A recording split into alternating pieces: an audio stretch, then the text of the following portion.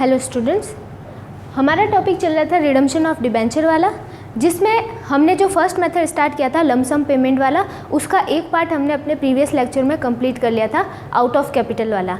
इस लेक्चर में हम आउट ऑफ प्रॉफिट वाला पार्ट कंप्लीट करेंगे। आउट ऑफ प्रॉफिट मतलब लाभ में से शोधन। अब लाभों में से शोधन करने के लिए हमें कंपनी एक्ट 2013 की कुछ गाइडलाइन को फॉलो करना पड़ेगा। इससे पहले कंपनी एक्ट 1956 में भी गाइडलाइन दी हुई थी, लेकिन हमें लेटेस्ट वाली गाइडलाइन को फॉलो करना है।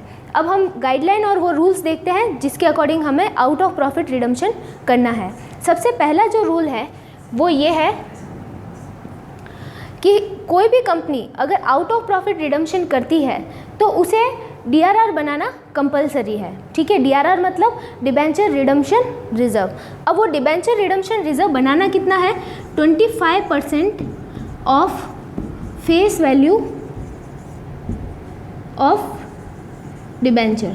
ठीक है, जितने डिबेंचर कंपनी ने इशू कर रखे हैं उनकी फेस वैल्यू का एटलीस्ट 25% क्या बनाना पड़ेगा? DRR बनाना पड़ेगा। ठीक है, और वो भी करंट ईयर के प्रॉफिट में से। आउट ऑफ प्रॉफिट कर रहे हैं इसलिए करंट ईयर के प्रॉफिट में से DRR बनाना रूल नंबर फर्स्ट। अब हम ये देखते हैं कि ऐसी कौन सी कंपनियां हैं जिनको DRR बनाना कंपलसरी है और ऐसी कौन सी कंपनियां हैं जिनको DRR बनाना कंपलसरी नहीं है। तो अभी हम फर्स्ट उन कंपनीज़ की बात करते हैं जो कि AIFI वाली कंपनियां हैं, जिसको कह सकते हैं all India financial institute and banking companies, जो कि बैंकिंग का काम करती है, जो कि RBI से क्या है? रेगुलेटेड है। ठीक है, इसके आगे लिखेंगे रेगुलेटेड बाय RBI। इन कंपनियों को DRR बनाना कंपलसरी नहीं है। ठीक है, ये फर्स्ट वो कंपनियां हो गई जो ऑल इंडिया फाइनेंशियल इंस्टीट्यूट और बैंकिंग कंपनीज है, जो कि RBI के थ्रू क्या होती है? रेगुलेटेड होती है। उनको DRR बनाना कंपलसरी नहीं है। अब सेकंड वो कंपनियां जो कि NBFC non banking financial company and any other company जो कि क्या करती है? पब्लिक में अपने डिबेंचर को इशू करती है, जो कि क्या करती है? पब्लिक इशू करती है। वो वाली कंपनियां सब इसमें आ जाएगी, non banking financial companies and any other companies जो कि RBI से रेगुलेटेड नहीं है। उनको DRR बनाना कंपलसरी है। और वो DRR कितना बनाना है? 25% of face value of debenture. ठीक है, बस ये दो बातें आपको ध्यान में रखनी है। रूल नंबर फर्स्ट है 25% के बराबर क्या बनाना है? DRR बनाना है। अब हमें ये देखना है कि कौन सी कंपनी को DRR बनाना है और कौन सी कंपनी को DRR नहीं बनाना है। तो कंपनी नंबर फर्स्ट जो AIFI और बैंकिंग कंपनी है, उनको DRR बनाने से क्या मिली हुई है? छूट मिली हुई है। उनको कोई भी DRR नहीं बनाना है। ठीक है, दूसरी वो कंपनियां हैं जो नॉन बैंकिंग फाइनेंशियल कंपनी है और ऐसी कोई भी कंपनी जो पब्लिक में अपने डिबेंचर इशू करती है, उनको 25% के बराबर क्या बनाना है? DRR बनाना है। और ये 25% किसका? रिडीमेबल डिबेंचर की फेस वैल्यू का। ठीक है, तो ये अपना क्या हो गया? Rule number first. ये कंपनी एक्ट का रूल नंबर फर्स्ट हो गया रिडम्पशन ऑफ डिबेंचर का। अब हम देखते हैं rule number second.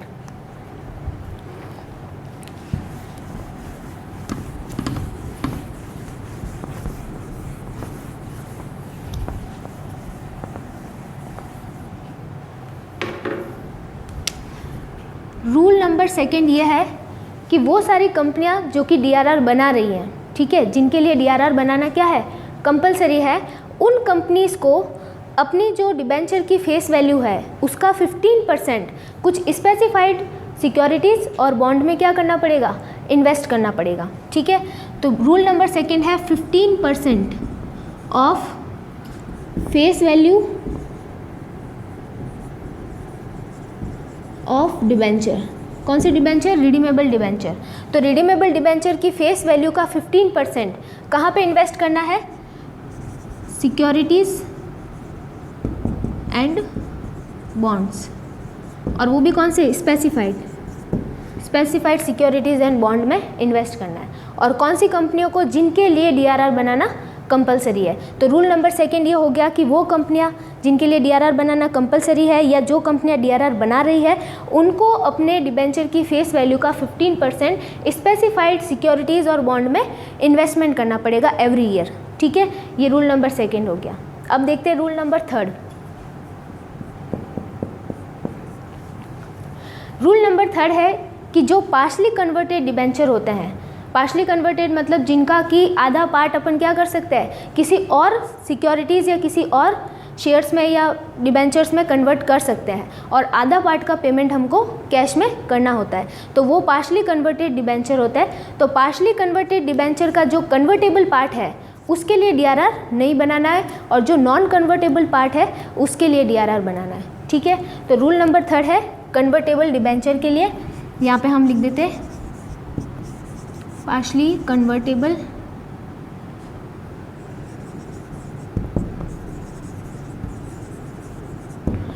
Convertible debenture का जो नॉन कन्वर्टेबल पार्ट है, क्योंकि पार्शली कन्वर्टेबल है तो आधा पार्ट तो कन्वर्ट हो जाएगा और आधा नॉन कन्वर्टेबल हो जाएगा।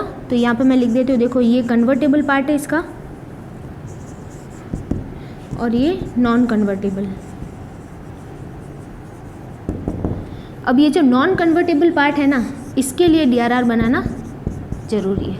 ठीक है, ये रूल नंबर अपना हो गया 3 कि पार्शली कन्वर्टेड डिबेंचर का नॉन कन्वर्टेबल पार्ट के लिए डीआरआर बनाना कंपलसरी है। अब अपन देखते हैं रूल नंबर 4।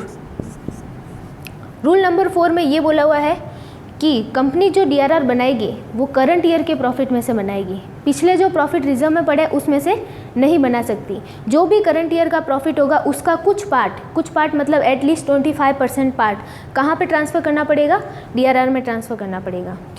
ठीक है, तो ये ध्यान रखना कि जो भी डीआरआर बनेगा वो करंट ईयर के प्रॉफिट में से बनेगा। ये अपने रूल हो गए। एक रूल हम ये देख लेते हैं, रूल नंबर 5। रूल नंबर 5 ये है कि जो डीआरआर बनेगा डिबेंचर रिडम्पशन रिजर्व, उसको हम बैलेंस शीट में कहाँ दिखाएंगे, रिजर्व एंड सरप्लस हेड में। इक्विटी एंड लाइबिलिटीज़ में शेयर होल्डर फंड का part B reserve and surplus, उसके अंदर हम शो करेंगे डिबेंचर रिडम्पशन रिजर्व। लेकिन कंपनी इस डिबेंचर रिडम्पशन रिजर्व को किसी दूसरे पर्पज़ के लिए यूज़ नहीं कर सकती, वो सिर्फ और सिर्फ किसके लिए यूज़ कर सकती है, रिडम्पशन के लिए यूज़ कर सकती है। तो ये बात भी हमको रूल नंबर 5 में ध्यान रखनी है कि डीआरआर जो है वो किसी एनी अदर पर्पज़ के लिए यूज़ नहीं किया जाएगा, सिर्फ और सिर्फ रिडम्पशन के लिए यूज़ किया जाएगा। तो ये सारे रूल थे अपने आउट ऑफ प्रॉफिट रिडम्पशन के। अब आउट ऑफ प्रॉफिट रिडम्पशन जब हम करते हैं तो हमें डीआरआर बनाना होता है। ठीक है, तो डीआरआर कैसे बनता है, उसकी एंट्रीज क्या होती है वो भी हम देखेंगे। डीआरआर बनाने के बाद में रूल नंबर 2 हमने देखा था कि स्पेसिफाइड सिक्योरिटीज़ और बॉन्ड में इन्वेस्टमेंट करना होता है। तो इन्वेस्टमेंट परचेज करने की क्या एंट्री होगी, और इसके बाद में जब हम जिस ईयर में डिबेंचर का रिडम्पशन करते हैं तो उन स्पेसिफाइड सिक्योरिटीज़ और बॉन्ड को क्या करना होता है, सेल करना होता है। तो वो सेल करने की क्या एंट्री होगी, और बाद में अगर डीआरआर को कोई बैलेंस बच जाता है तो उसको हम जनरल रिजर्व में ट्रांसफ़र करेंगे, इस चीज़ की क्या एंट्री होगी। तो वो सब हम अभी देखते हैं इसके अंदर। इसका पूरा अकाउंटिंग ट्रीटमेंट किस तरीके से होगा।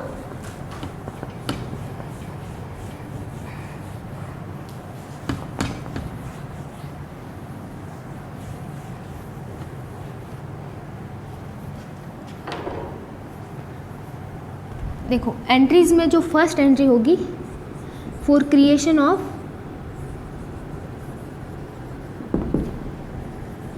डीआरआर के क्रिएशन की एंट्री है। अब डीआरआर के लिए जो अमाउंट निकालनी है वो हमें करंट ईयर के प्रॉफिट में से निकालनी है, और करंट ईयर का प्रॉफिट हमें पता चलेगा स्टेटमेंट ऑफ P&L या फिर इनकम स्टेटमेंट में से। और कंपनी एक्ट 2013 में स्टेटमेंट ऑफ P&L का नाम बदल के क्या लिख दिया है, स्टेटमेंट ऑफ इनकम। ठीक है, स्टेटमेंट ऑफ इनकम का एकदम शॉर्ट नाम जो कि बैलेंस शीट में शो किया जाता है वो है सरप्लस। तो हम इसको सरप्लस के नाम से एंट्री कर सकते हैं, सरप्लस। ये डीआरआर बनाने की एंट्री है, सरप्लस अकाउंट डेबिट, और 2 हो जाएगा डीआरआर अकाउंट। पूरा नाम लिखना आपको, डिबेंचर रिडम्पशन रिजर्व अकाउंट। ठीक है, अब इसको डेबिट इसलिए किया है क्योंकि सरप्लस में से हम अमाउंट को निकाल रहे हैं, और डीआरआर में क्या कर रहे हैं, क्रेडिट कर रहे हैं। तो ये एंट्री हो जाएगी आपकी क्रिएशन ऑफ डीआरआर की। इसमें आप नरेशन दे देना, बीइंग डीआरआर क्रिएटेड। ये फर्स्ट एंट्री। ठीक है, सेकेंड एंट्री होगी स्पेसिफाई सिक्योरिटी या बॉन्ड को परचेज करने की। ठीक है, तो मैं यहाँ पे लिख देती हूँ फॉर परचेज ऑफ इन्वेस्टमेंट, इसको इन्वेस्टमेंट नाम दे देते हैं, इन्वेस्टमेंट्स। उसके लिए एंट्री क्या होगी, क्योंकि इन्वेस्टमेंट हमारा क्या है, असेट्स है, तो असेट्स जब भी हमारे पास आएगा या जब भी इंक्रीज़ होगा तो वो क्या होगा, डेबिट होगा। तो हमें क्या लिखना पड़ेगा, debenture redemption investment account debit, और 2 लिखेंगे बैंक, क्योंकि हम पैसे से इसको परचेज कर रहे हैं तो बैंक में से अमाउंट कम हो जाएगी। और नरेशन हम दे देंगे Bing amount invested in specified securities, ये आपके हो जाएगी नरेशन।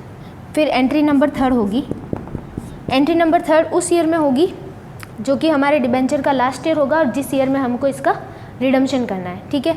तो अभी हम क्या करेंगे, हर साल हम यही करेंगे, डीआरआर में अमाउंट ट्रांसफ़र करेंगे, डीआरआर का फ़ंड क्रिएट करेंगे और उस फंड से हम इन्वेस्टमेंट को परचेज़ करते रहेंगे और इन्वेस्टमेंट में इन्वेस्ट करते रहेंगे।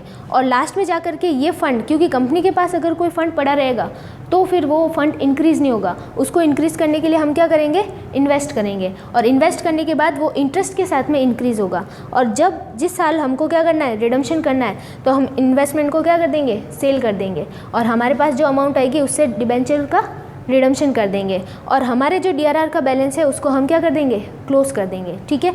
अब वो वाला ईयर चल रहा है जिस ईयर में हमको क्या करना है, रिडम्पशन करना है। अब रिडम्पशन वाले ईयर में इस इन्वेस्टमेंट को हम सेल कर रहे हैं, तो सेल करने के लिए हम एंट्री करेंगे, यहाँ पे लिख देना फॉर इनकैशमेंट ऑफ इन्वेस्टमेंट। जब हम इन्वेस्टमेंट को सेल करेंगे तो देखो अब इस बार हमारे पास अमाउंट आएगी तो बैंक अकाउंट डेबिट और 2 लिखेंगे डिबेंचर रिडम्पशन इन्वेस्टमेंट, और जितने अमाउंट में हम सेल करेंगे वो यहाँ पे लिख देंगे, ठीक है। फिर इसके बाद में जो 4th एंट्री होगी, 4th एंट्री क्या होगी कि हमने इन्वेस्टमेंट भी सेल कर दी है, ठीक है। इन्वेस्टमेंट को सेल करने के बाद अब हमारा जो ये डीआरआर का बैलेंस है ना, इस डीआरआर के बैलेंस को हमें किस में ट्रांसफ़र करना पड़ेगा, जनरल रिजर्व में ट्रांसफ़र करना पड़ेगा, ठीक है। इसलिए हम इस डीआरआर के बैलेंस को ख़त्म करेंगे। तो यहाँ पे ये जो एंट्री होगी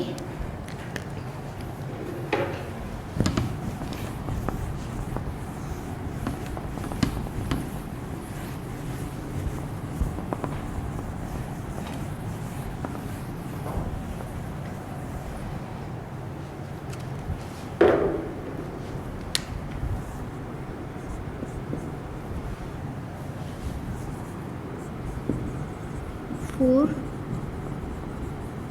transfer of balance of DRR in general reserve.